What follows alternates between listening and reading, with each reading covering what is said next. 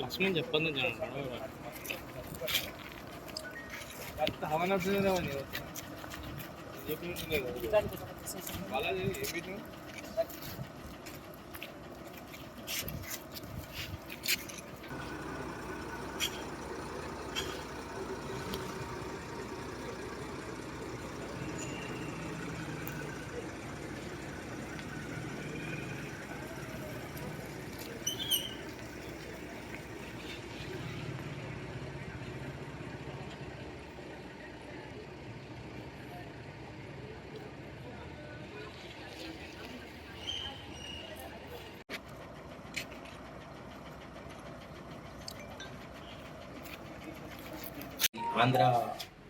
ఆంధ్రప్రదేశ్ రాష్ట్రం నుంచి ప్యాడీ తెలంగాణలోకి ఇల్లీగల్గా ట్రాన్స్పోర్ట్ అవుతుంది అనేటటువంటి ఇన్ఫర్మేషన్ మీద మనం అటు నాగార్జున సాగర్ దగ్గర, తర్వాత మిర్యాలగూడ నల్గొండ జిల్లాకి బార్డర్గా ఉన్న వాడపల్లి దగ్గర కూడా చెక్ పోస్ట్ పెట్టడం జరిగింది. ఈ check post or integrated check post.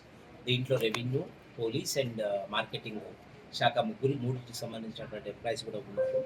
So ఈ చెక్ పోస్ట్లోకి వచ్చినటువంటి వెహికల్స్ ఏదైతే ప్యాడీ తీసుకొని various districts of Andhra Pradesh like Kurnool, Nellore అన్ని చోట్ల నుంచి కూడా వస్తూ ఉంది.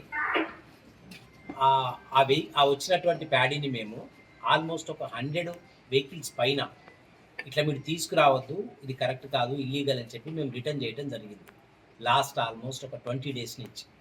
సో 20 డేస్ నుంచి మేము రిటర్న్ చేస్తున్నప్పటికీ వీళ్ళు మొదట ఇక్కడి నుంచి వెళ్ళిన తర్వాత దాచేపల్లి నుంచి, మట్టంపల్లి నుంచి మళ్ళీ టెండర్ అయ్యే ప్రయత్నం చేస్తున్నారు.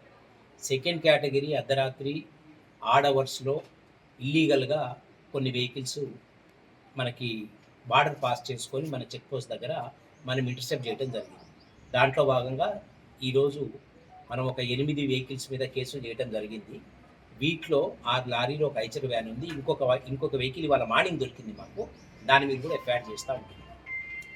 సో ఈ వెహికల్స్ అన్ని ప్యాడీ తీసుకురావడానికి ముఖ్యమైన కారణం ఏంటంటే ఇక్కడ తెలంగాణ రాష్ట్రం ఇచ్చేటటువంటి బోనస్, తర్వాత మన దగ్గర ఉన్నటువంటి MSP rate, minimum supporting price ఏదైతే ఉందో, ఈ రెండిటిలో ఇల్లీగల్గా గెయిన్ చేద్దామని పర్టికులర్గా కొంతమంది బ్రోకర్స్, కొంతమంది మీడియేటర్స్ అక్కడ ఫార్మర్స్ని మోసం చేసి తీసుకొని వచ్చి ఈ విధంగా మన గవర్నమెంట్ని చీట్ చేసేటటువంటి ప్రయత్నం చేస్తున్నారు. కాబట్టి వీళ్ళన్నిటి మీద కూడా స్పెసిఫిక్ కేసెస్ రిజిస్టర్ చేయడం జరిగింది. వీటిని లీగల్గా ప్రొసీడ్ అవుతారు. తర్వాత వీళ్ళందరి మీద కూడా కఠినమైన చర్యలు తీసుకుంటారు. సో ముఖ్యంగా నల్గొండ జిల్లా ఎస్పీ గారి ఆదేశాల మేరకు మనము అందరికి కూడా సీవియర్గా మేము చెప్పేది ఏమిటి అంటే, ఇల్లీగల్గా ప్యాడీ ఇంటర్ స్టేట్ తీసుకొని రావడానికి లేదు, ఆ ట్రాన్స్పోర్ట్ ఇక్కడ ఎలో చేయరు. కాబట్టి ఎవరు కూడా మోసపోవద్దు, ఈ బ్రోకర్లని నమ్మి, దళారులను నమ్మి మోసపోయి ధాన్యం ఇటు పంపించొద్దు. ఎవరు కూడా ఇక్కడికి వస్తే ఖచ్చితంగా వాటిని పట్టుకోవటం, కేసులు చేయడం జరుగుతుంది. సో ముఖ్యంగా ఇప్పుడు రైతుల యొక్క కన్వీనియన్స్ గురించి, రైతుల యొక్క ఫెసిలిటీ గురించి ప్రస్తుతం పట్టుకున్నటువంటి ధాన్యానికి ఏం కాకుండా వాటిని పోలీస్ శాఖ తరఫున వాటిని ప్రిజర్వ్ చేసి వాటికి రిసీట్స్ తీసుకొని మేము కోర్టుకి ఇవ్వడం జరుగుతుంది. ఆ తర్వాత ఫార్మర్స్ వాటిని క్లెయిమ్ చేసుకోవచ్చు. ప్యాడీ పాడు కాకుండా పూర్తి చర్యలు జిల్లా ఎస్పీ గారు, తర్వాత మిర్యాలగూడ సబ్ కలెక్టర్ గారి ఆదేశాల మేరకు ప్యాడీకి ఎటువంటి లాస్ కాకుండా చర్యలు తీసుకోవడం జరిగింది. ఎవరైతే ప్యాడీ ట్రాన్స్పోర్ట్ చేస్తున్నారో, వెహికల్స్ పెట్టారో, బ్రోకర్స్, మీడియేటర్స్ ఉన్నారో వాళ్ళ మీద చట్టరీత్యా కఠినమైన చర్య తీసుకోబడుతుంది. సో ఎవరు కూడా దయచేసి ఈ కార్యక్రమానికి ఎవరు కూడా పాల్పడవద్దు. Thank you. ఇప్పుడు మన దగ్గర ఈ ఇల్లీగల్ ట్రాన్స్పోర్టేషన్ ఆంధ్రాలో పూర్తిగా ఆగిపోయే వరకు అట్నుంచి వచ్చేది బార్డర్ చెక్ పోస్ట్ కంటిన్యూ చేస్తాం. అది ఇంటిగ్రేటెడ్ చెక్ పోస్ట్.